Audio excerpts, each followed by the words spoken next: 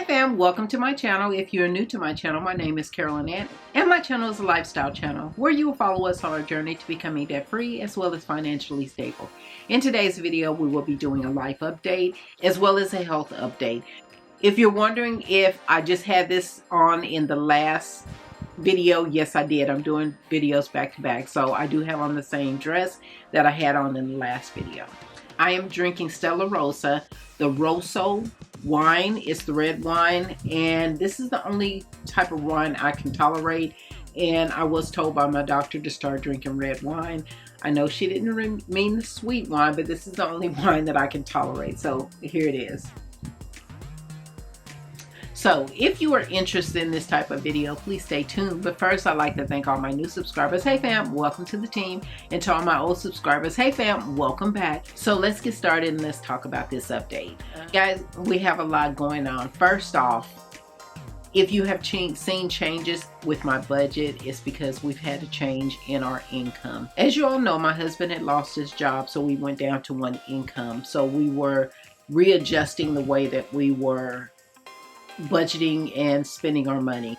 At the same time, we were working on our house updates as far as getting our roof done, some siding put on, some gutters, getting some trees cut down and things like that.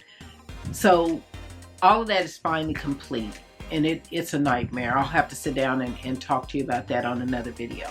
So my husband did get another job, and we're not going to go into his job and what all was going on, but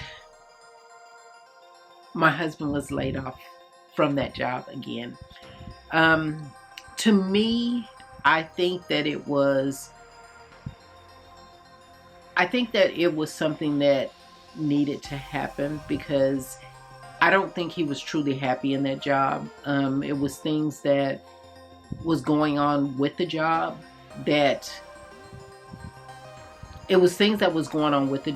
and they were not giving him the opportunity to do the job. There was no training and different things like that. So there was a lot of things that he had to figure out on his own on different projects that they were bringing on.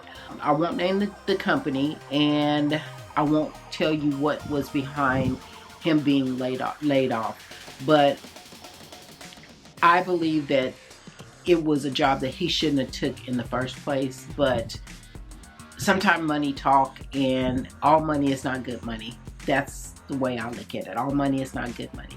So he's in the process of finding another job, as well as going through the military to get his disability benefits on top of that. So we are back down to one income. Is it going to be a struggle?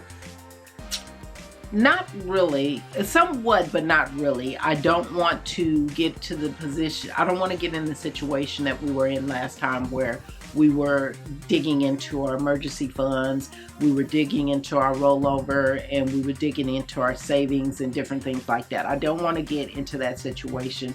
So there's a lot of things that you will see that are going to reduce, so that we don't have to do that if possible.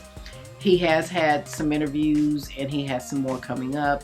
He does have an appointment with the VA so that he can go start the process to get on his disability as well.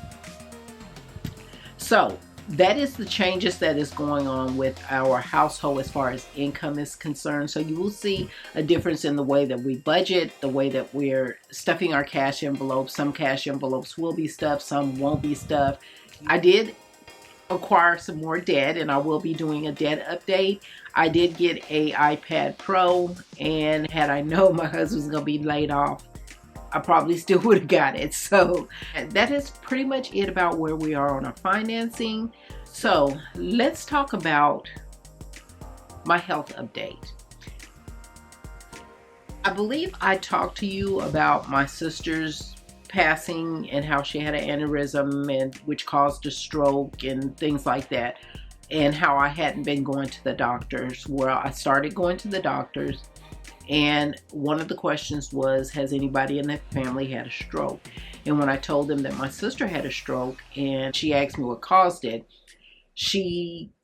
when I told her aneurysm, she immediately got concerned and wanted me to reach out to my brother and sister that are left and make sure that they tell their doctor so that their doctor can set up testing, because evidently it is hereditary, and I did not know this. So she wanted to make sure that I didn't have any aneurysms laying dormant, and if it was, she wanted to go to work out a preventative measure to make sure that it stayed dormant.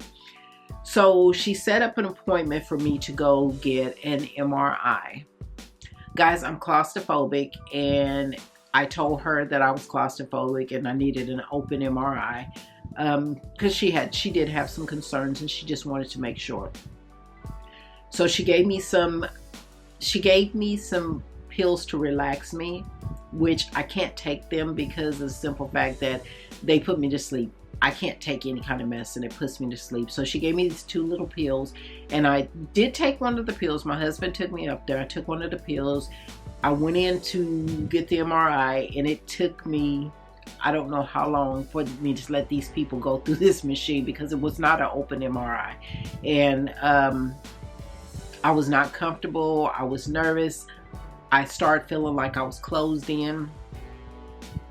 But I did make it through. It took a while, but I did make it through. So I come out of that, and I'm waiting for her to give me the call, and I get this other call from one of her nurses telling me I need to go back and I need to do an MRA. Okay, I just had this MRI. Tell me what's going on. Well, we just wanted to make sure that the MRA shows details. It's 3D, blah, blah, blah. Why did you not set me up for the 3D instead of the MRI? They did. They had canceled the MRI and set me up for the MRA. However, the place still gave me the MRI, which was $200 out of my pocket. Then later they sent me a bill for $750. So I called my insurance company. The insurance company called them to find out what was going on. It had been approved. Why are you charging me $750? Because the insurance had denied it. The insurance company said that they filed the claim wrong, so that's why they denied it. So they called the doctor's office to find out what was going on and tell them what they did wrong so that they can resubmit it. So in the meantime, I have to take a MRA. So I talked to my doctor to find out what's going on. Why do I have to take the MRA? She says, I apologize. She said, but they should have never set you up for the MRI. I canceled that. They should have never gave you that. So I told her, I said, I can't do this again unless it's truly open. So she sent me to another area, which is where they should have sent me in the first place. And it was open. I made it a point to go by myself and not take the pills because I'm trying to work on my fears, and that is one of my fears. I'm claustrophobic. That's one of my fears. So I told my husband he didn't have to take me, and when I got in there and I looked at it and I was like, am I going through that? And they were like, yeah, you're gonna go through this machine, but trust me, it's nothing like the other one. And it was open, so there was nothing to touch your arms and nothing to, to make you feel like you were closed in. So when I went through that one took less time than the other one did, which I was grateful for that. So it took about 7 to 8 minutes for me to go through and get this done. It didn't take as long for me to let them do it as the other one did. So after I get the MRA, I'm waiting for my doctor to call me back, and I'm waiting and I'm waiting. So last week, my doctor calls me and she does a telecom with me. It's like a video call. And she explains to me that the MRI came back normal, but the MRA showed that I had it showed that I had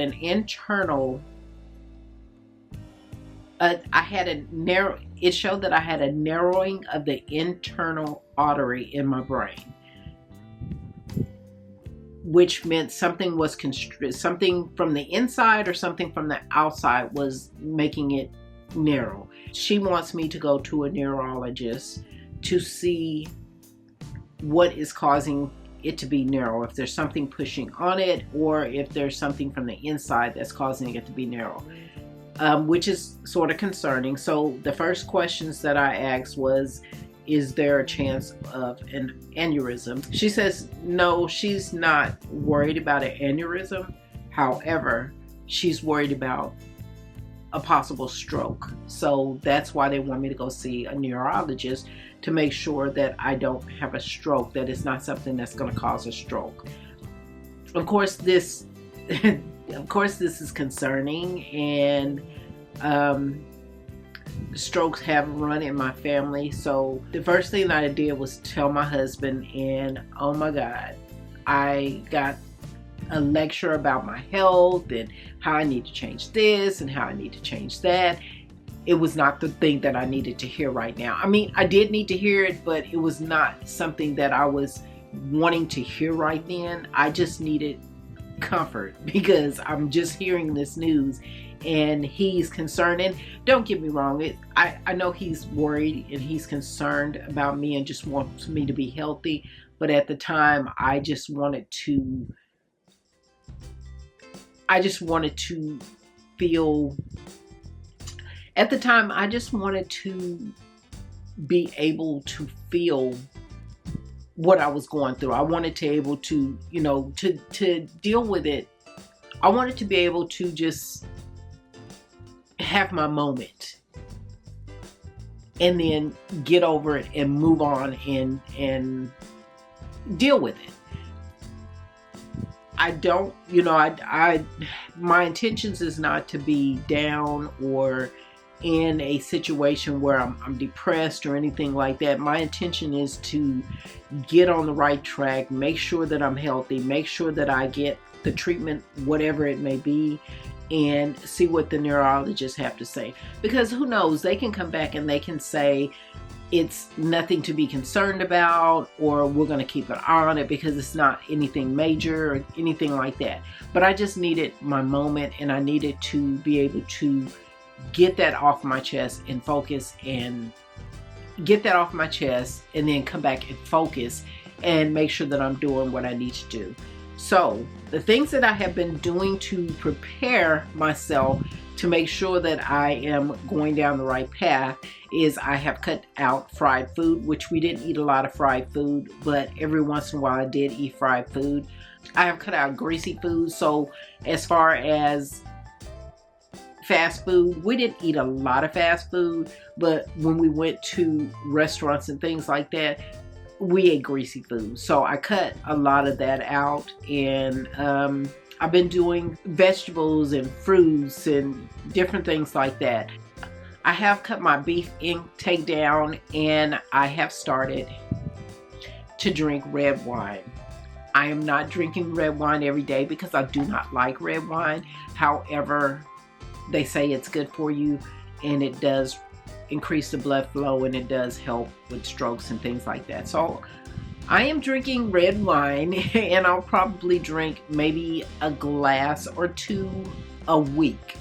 That's it. I don't like red wine, so I'm not going to keep forcing myself to try and drink something that I don't like, but I will increase what I have been doing and see if that helps.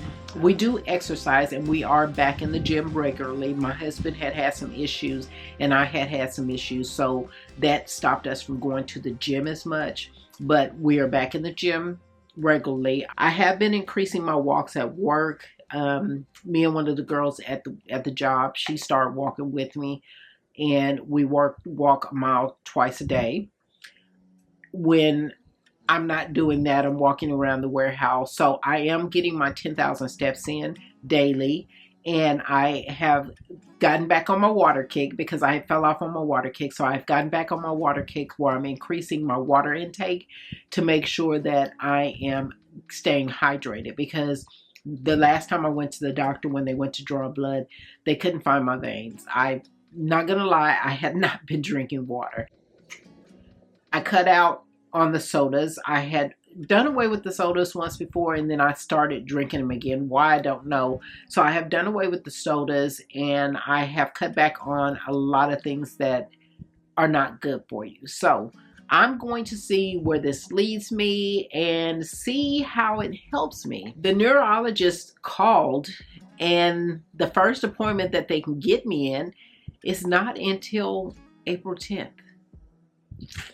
that's a long time away. So in the meantime, the best thing that I can do is to make sure that I'm staying on top of my health, making sure that I am exercising and losing weight. I'm not going to say that I'm not overweight according to the scales and the charts and things like that. However, I think the charts are BS because everyone is not built the same. Everyone's body structure is not the same. I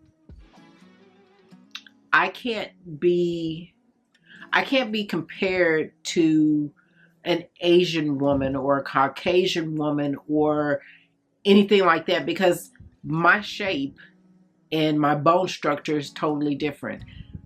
Me as a African American female, I have hips, I have thighs, I have a butt.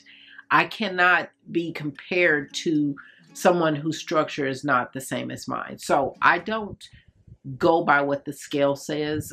I go by the way I feel. So if right now I'm feeling really good, before I started getting back on track, I felt that I needed to exercise because I felt that I was tired, I was exhausted, I couldn't walk for a long period of time. I got tired real quick because I was overweight and I wasn't doing anything about my health. So now that I have started exercising regularly and I'm back on track, I do see a change in my clothes. I see a change in my mood. I see a change in me as far as being able to walk without being out of breath, being able to exercise like I used to. So it's all about it's all about consistency, and that's what I have been doing, is staying consistent. So I do see a change, and as long as I stay on top of my fitness, I'm eating right, I'm taking the medication that has been prescribed to me, and I am making sure that I'm staying away from sodas and juices and sweets and a lot of starches and stuff like that. And I think that I am doing okay. My mood, I'm in a good mood. I'm in a really good mood. I think that gave me more motivation to get the weight that I was trying to get off of me. So that was more motivation to make sure that I stay on top of it, because I do know that diabetes, I know that strokes, I know that high blood pressure, high cholesterol, heart disease, different things like that runs in my family. So that is motivation for me to stay on top of my health. One of the things that she was concerned about is that my sugar levels weren't in diabetes range, they weren't in pre-diabetes range, but it was a little higher than what it should have been. So she wants to make sure that I stay on top of that, which I have been, because I cannot with the shots. I am not a shot person, and even when I go to get blood drawn, you're gonna have to fight with me if you tell me that the needle's coming. So I'm trying to do the best I can to stay away from diabetes. And like I said once before, I did notice that I was getting the dark marks around my neck, which is a sign of diabetes. And that was a while back. And once I started on my regimen, that went away. So that is one of the things that I monitor to make sure that that's not coming back, because that's one of the symptoms of diabetes, is to let you know, look, you need to stay on top of this and you need to do what you need to do. Other than that, that is pretty much all that's going on with me and my health, as well as what's going on with us financially. I am in a good mood. I do have some videos coming up. I have done this video 3 times, and I'm going to attempt to do it the 4th time. And I think when I do it this 4th time, it is what it is, and I'm going to put it out there, because this video has been put on my heart to do. And each time I did the video, something was wrong with it. So I would delete the video just to start all over. So I do have a video coming up, and it is a personal video. It's a story time. It's personal to me, and it is one of the hardest videos I'll ever have to do. I do have another video that I did that was even harder than that, and that was when I lost my daughter. And I do have that video, and I will put it somewhere up in here. You know, how I lost my daughter and what I went through there. I'm still dealing with that. One of her best friends just lost her daughter yesterday, and it's so sad because parents shouldn't have to bury their kids. So that is not what this is about, so we're not going to go there. I do have a couple of more videos that I will be putting out. I am thinking about doing a series called Let's Talk About It. These will be videos based on things that I am led to talk about. Mental health, sexual abuse, living in an abusive household. I will get around to talking about it. The next video is going to be a SA video, which is a sexual abuse video. And that is the video that I did 3 times. 4th time is a charm. I'm going to get that video done, and I'm going to get it out there. So if you've enjoyed this video, please give us a thumbs up. I greatly appreciate it, and it will help my channel. And if you stuck around this long, please consider subscribing and joining the family. We'd love to have you. But that is all for this video, fam. Please like, share, and subscribe. And don't forget to hit the notification button so that you'll be notified next time I upload a video. Thanks for watching, and I'll see you in the next video. Bye, fam.